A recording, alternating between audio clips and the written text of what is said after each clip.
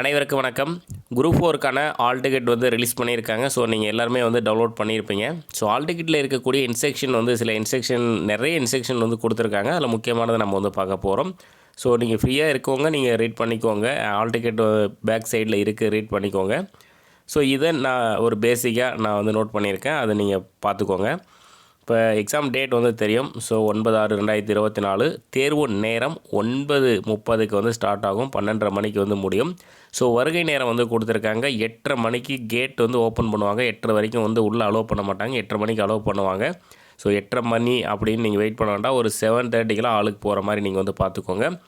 So 9 மணி வரைக்கும் பார்த்தீங்கன்னா உள்ளே வெயிட் அதாவது நம்ம ஃபோட்டோ வந்து பெஞ்சில் வந்து ஒட்டியிருப்பாங்க. கரெக்டாக அது நீங்கள் தேடி பிடிச்சி நீங்கள் அந்த இடத்துல உக்காந்துக்கோங்க. அதில் எல்லாம் கரெக்டாக இருக்கான்னு நீங்கள் வந்து பார்த்துக்கோங்க. 9 மணிக்கு பார்த்தீங்கன்னா OMR ஷீட் வந்து தருவேன் அப்படின்னு சொல்லிட்டு ஆல் டிக்கெட்டில் தான் பேக் சைடு இன்ஸ்ட்ரக்ஷன் வந்து கொடுத்துருக்காங்க. தேர்வு தொடங்கும் நேரம் பார்த்திங்கன்னா 9:30, அதாவது 9 மணிக்கு OMR ஷீட் வந்து கொடுப்பாங்க. 9:15, அதாவது ஒரு 15 நிமிஷத்துக்கு முன்னாடி வினாத்தாள் தரதாக வந்து சொல்லியிருக்காங்க. இப்போ வினாத்தாள் வந்து கொடுத்தாங்கன்னா நீங்கள் ஓப்பன் பண்ணி எல்லா பக்கமும் கரெக்டாக பிரிண்ட் ஆகிருக்கா அப்படின்றது செக் பண்ணிக்கணும். அந்த 9 to 9:30க்கு உள்ளே பார்த்திங்கன்னா இந்த விஷயந்தான் வந்து நடக்கும். OMR ஷீட்டு கொடுப்பாங்க. அதில் வந்து OMR ஷீட்டில் உங்கள் ஃபோட்டோ கரெக்டாக இருக்கா, பேர் கரெக்டாக இருக்கா, அட்ரஸ் கரெக்டாக இருக்கா, டேட்டு எல்லாமே கரெக்டாக இருக்கா அப்படின்றது நீங்கள் செக் பண்ணிக்கோங்க. 9:15, அதாவது 1/4 மணி நேரம் 15 நிமிஷத்துக்கு முன்னாடி கொஷின் பேப்பர் தருவாங்க. நீங்கள் ஓப்பன் பண்ணி எல்லா பேஜும் பிரிண்ட் ஆகிருக்கா அப்படின்றது நீங்கள் வந்து வெரிஃபை பண்ணிக்கோங்க. பென் பார்த்திங்கன்னா கருமை நிற மை கொண்ட பந்து முனை பேனா. ஸோ பிளாக் பென் தான். நீங்கள் ப்ளூ யூஸ் பண்ணிங்கன்னா உங்கள் OMR பார்த்திங்கன்னா இன்வேலிட் வந்து ஆயிரும். ஸோ கருமை நிற மை கொண்ட பந்து முனை பேனா தான் வந்து யூஸ் பண்ணணும். அடுத்து பாருங்கள், OMRல் கையொப்பம் 2 இடத்தில் அதற்குரிய இடத்தில் இட வேண்டும். ஸோ அது வந்து அவங்க சொல்லுவாங்க. அதாவது எக்ஸாம் ஸ்டார்ட் ஆகிறதுக்கு முன்னாடியும் அப்புறம் எக்ஸாம் முடிகிற ஸ்டேஜ்லேயும் ஒவ்வொரு கையெழுத்து வந்து போட சொல்லுவாங்க. அது அவங்க இன்ஸ்ட்ரக்ஷன் வந்து தருவாங்க. கைரேகை வைக்கிறது பார்த்திங்கன்னா இடது கை பெருவிரல் ரேகை தான் வந்து வைக்கணும். அதுவும் வந்து அவங்க சொல்லுவாங்க. அந்த நேரத்தில் நீங்கள் வச்சிங்கன்னா போதும். 15 நிமிடங்களுக்கு முன்னதாக வினா தொகுப்பு வழங்கப்படும். ஸோ வந்து 9:15க்கு வந்து கொடுப்பாங்க. அந்த 15 நிமிஷத்தில் கொஷின் பேப்பர் எல்லாம் பிரிண்ட் ஆகிருக்கா அப்படின்றது வெரிஃபை பண்ணிவிட்டு, பிரிண்ட் ஆகலைன்னா நீங்கள் கொடுத்துட்டு வந்து சேஞ்ச் பண்ணிக்கலாம்.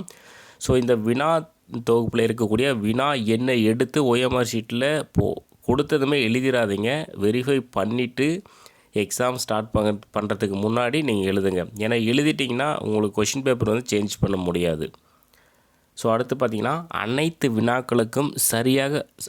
வினாக்களும் சரியாக அச்சிடப்பட்டுள்ளதா என்பதை சரிபார்த்து கொள்ள வேண்டும். ஸோ அதான் பிரிண்ட் ஆகிருக்கான்னு செக் பண்ணிக்கணும். ஸோ ஏற்கனவே சொன்னதான், OMRல் விடைகளுக்கு முன் புகைப்படம், பெயர், பதிவு எண், தேர்வு மையம், தேர்வு நாள், நேரம் போன்ற விவரங்கள் சரிபார்த்து கொள்ள வேண்டும். ஸோ இதெல்லாம் வந்து சரியாக இருக்கா. இப்போ கொஷின் பேப்பர் எப்படி வெரிஃபை பண்ணுறோமோ அதே மாதிரி OMRம் கரெக்டாக இருக்கா அப்படின்றது நீங்கள் வந்து வெரிஃபை பண்ணிக்கணும்.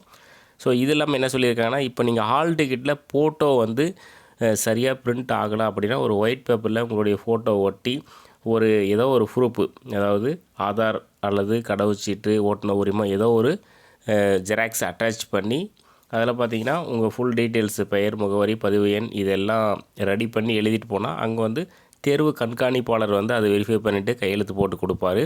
ஸோ ஹால் டிக்கெட்டில் ஃபோட்டோ கிளியராக இல்லைன்னா இந்த விஷயம் வந்து பண்ணணும். ஸோ நெகட்டிவ் மார்க்ஸ் அப்படின்னு பார்த்தீங்கன்னா எதுக்கு கொடுத்துருக்காங்கன்னா, பதிவு எண் தவறாக நிரப்பப்பட்டால், ஸோ ரிஜிஸ்டர் நம்பர் வந்து தவறாக நிரப்பப்பட்டால் 2 மதிப்பெண் வந்து குறைக்கப்படும் சொல்லியிருக்காங்க.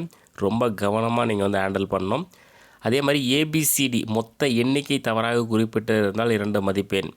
அதே மாதிரி இப்போ நீங்கள் ஏதோ ஒரு கொஷினுக்கு ஷேட் பண்ணாமல் இருந்தால் கூட, இப்போ மொத்தமாக ABCDEன்னு சொல்லிவிட்டு 5 ஆப்ஷன் இருக்குது. கண்டிப்பாக ஒரு கொஷினுக்கு ஒரு இதில் நீங்கள் வந்து ஷேட் பண்ணியிருக்கணும். பண்ணாமல் இருந்தால் அதுவும் வந்து 2 மதிப்பெண் வந்து குறைக்கப்படும் சொல்லியிருக்காங்க.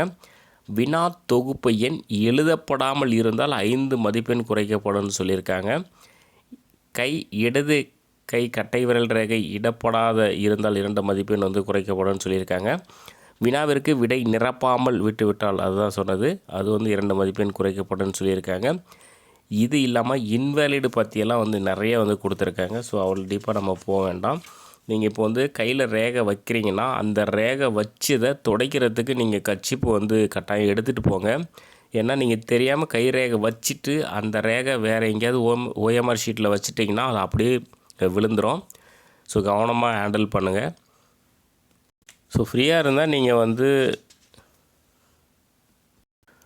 பொதுவாக நான் லாஸ்ட்டு குரூப் 4க்கு என்னென்ன எடுத்துகிட்டு போனேன் அப்படின்னு சொல்கிறேன் பார்த்துக்கோங்க. வாட்ச் கட்டிட்டு போயிருந்தேன். அது இல்லாமல் ஹால் டிக்கெட் வந்து 2 பிரிண்டர் எடுத்துகிட்டு போயிருந்தேன்.